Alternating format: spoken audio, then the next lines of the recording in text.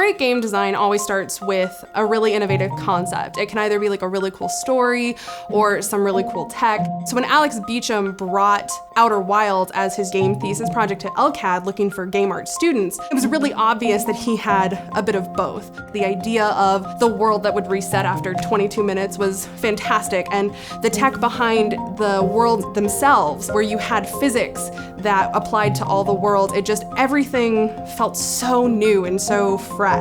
Offered a job 2 weeks out of school. I mean, all right, what's there to lose? It was my second semester at LCAD. I'd never done any sort of professional game project. As soon as I was even applying for the job, I knew there was a seed of something really great. And for me, the whole goal was like, I need to not mess this up.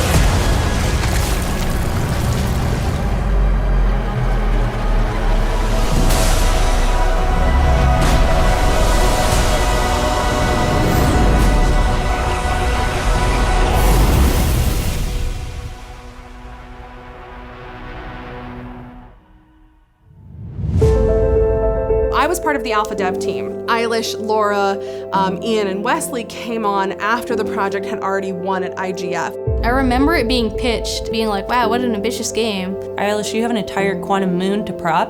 You have to learn all of the pipelines that are present for every planet. It all had to be like handmade in a weirdly unique and complicated way. Hourglass Twins is this like spaghetti monster of caves that are all like intertwining with each other underground inside of a sphere. We couldn't change like the height of a lot of the caves because that was important for Amber Twin. It fills up with sand.